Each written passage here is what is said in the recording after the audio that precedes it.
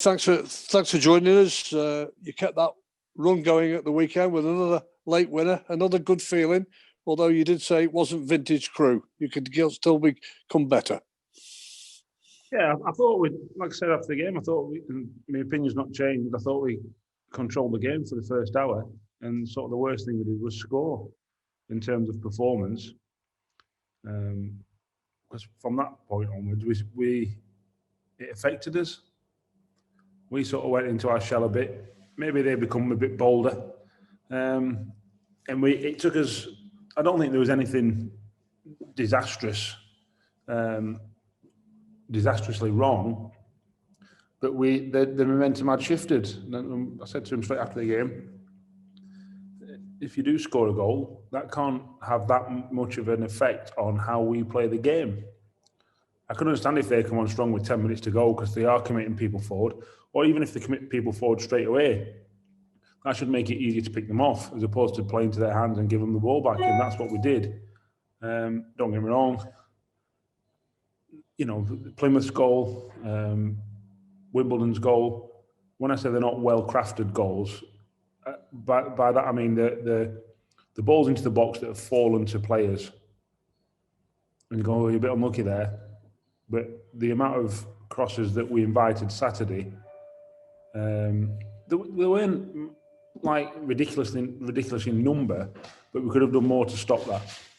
Now, the way we could have stopped that was held the ball onto the ball better before it even got into their possession. So, you know, there's one or two bits such as that always are areas for improvement, and that was why the game sort of changed slightly on Saturday.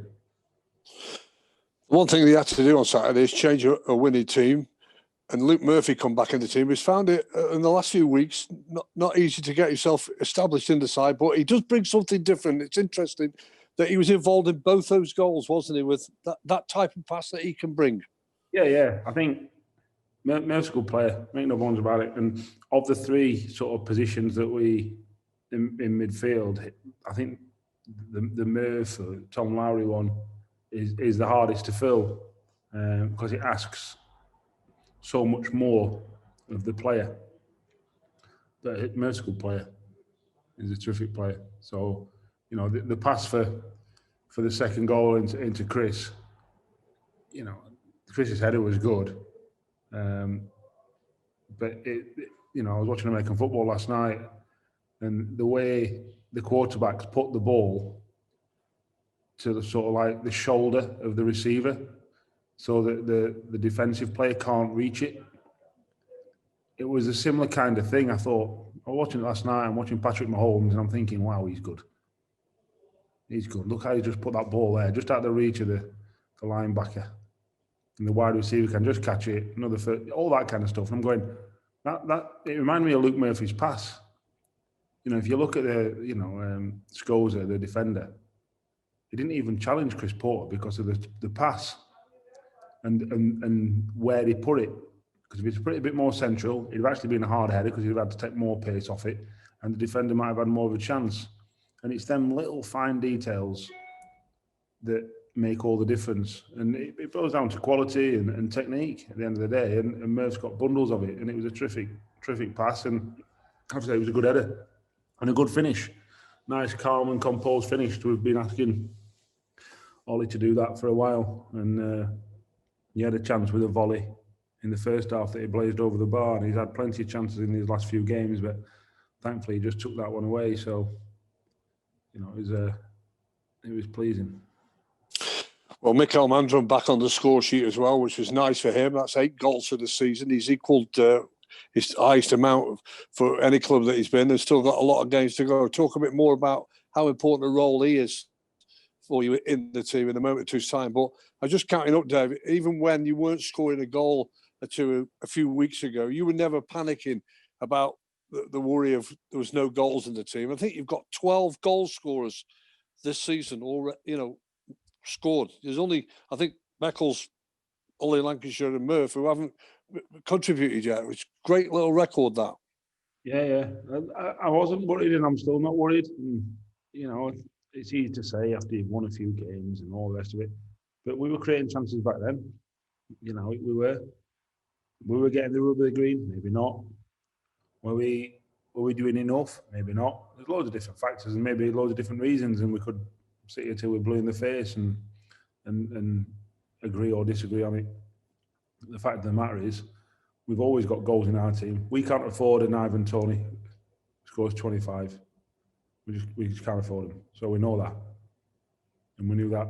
Yeah, well, I knew that the day we took the job. So we've got to make sure that everyone else, you know, and if you get from your front three players, I don't know, 35 goals, well then, you know, or four players that play in the front three positions, if you get 35, 40 goals, well, that's a good return.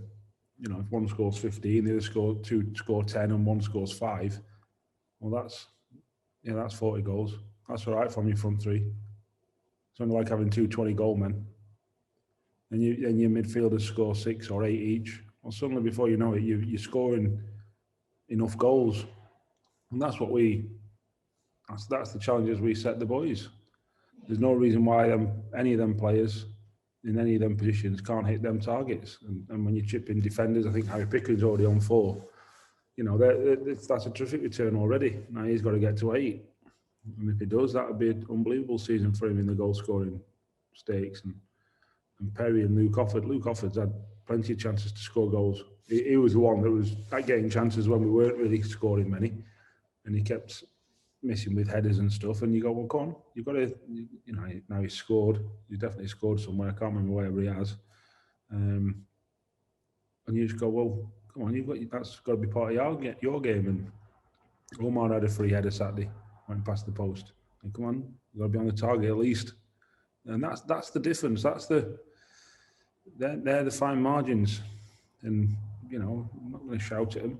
Just keep reiterating that they're the standards that we set, and they're the standards that will keep, you know, getting higher and keep pushing us forward and keep, you know, making us a better team. And thankfully, at the minute, that the lads are reaching those targets and them standards, and we're winning games of football.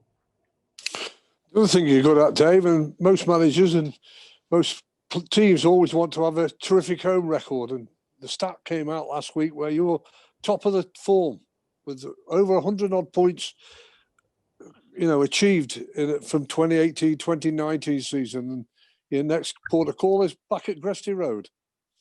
Yeah, I think that is a good stat. It's one that,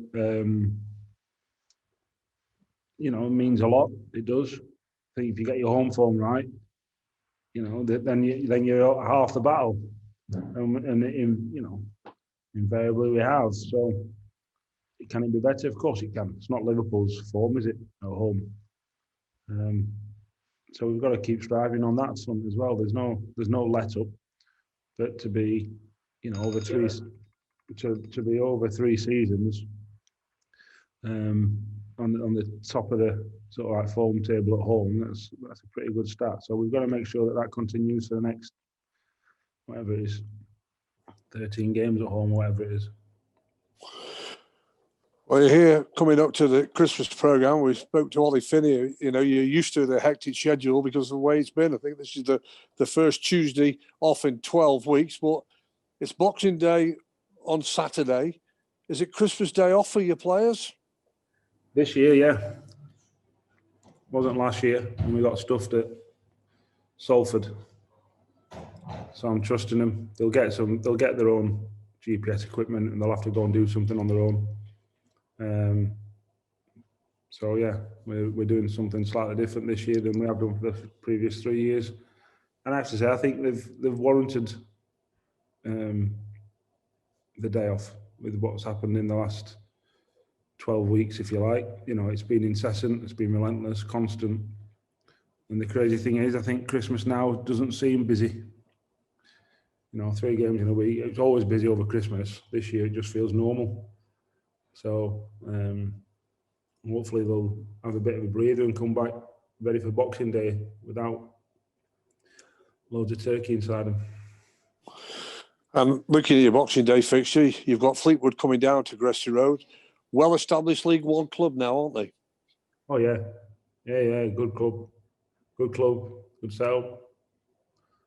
I'm going to say experienced manager, but experienced enough, that's for sure. You know, certainly young and hungry and what have you. Play good football. So yeah, it's going to be another challenge for us. But that's why we're in this league. That's why we want them. We want them games of football. We want to be able to play against Fleetwood in League One. That's why we worked so hard last year to get promoted. I think it tells the story if you put it into perspective. When you do come up against the Sunderlands, the Hulls, the Charltons, and the teams like that, they've got real big names, haven't they? And they've got big feelings for what they are. But when you've got a Fleetwood for how well they're doing, that tells its story. Because when you look at the squad, they've got some Championship players, Premier League players, and international players with a lot of experience, like some Mulgrew and Glenn Whelan. Yeah, Charlie Mulgrew, Glenn Whelan. You know, you've got Paddy Madden up top. They're players that, you know, play for Scotland and can play higher, I'm sure. So, but that's no different. You know, Wimbledon on Saturday have two excellent forwards in Piggott and Longman.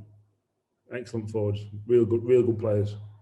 So, you know, because it's Wimbledon, some might see it as unfashionable. Don't get the questions or the credit that they deserve, if you like. A real good football club with some real good players. Fleetwood's the same. It's only then when you go to a Sunderland or an Ipswich or Hull or a Charlton, because of their history, maybe recent history, because they've been a higher or a lot higher, that people then equate that to ability, if you like, or talent. Whereas it runs through the whole league. You know, you don't stay in League One if you're a poor team. And Fleetwood have been here for a long time. And like I said, they've got some really, really good players. So it'll be a test for us on Saturday. Well, you've got hopefully at the moment, the crowd still coming in. You know, on a normal Boxing Day, it'd be terrific atmosphere with a massive crowd, but you've got your limited numbers. Your message to your supporters, it's been a tough time for them, and your Christmas message for them. I think, first of all, thanks for supporting us, whether it's near or afar. You know, we do appreciate it. There's no getting around the fact that it's been a tough year for everyone. I hope that the promotion back in the summer tempered any hardship or loss that anyone has had or encountered. And you never know. Hopefully, hopefully we can bring more joy, both over Christmas and into the new year and beyond. And, you know, as soon as more than 2,000 are back, whatever the 2,000 are back, please do what you did in the first two games against Northampton and Swindon. It was terrific, and it was brilliant to see you back. And then, obviously, for Boxing Day and then going forward, keep doing what you did in them games, and then when everyone else gets back, come back in your droves and support your local football club, because we need it like everyone else needs it. And hopefully we'll repay that faith and support with performances and results.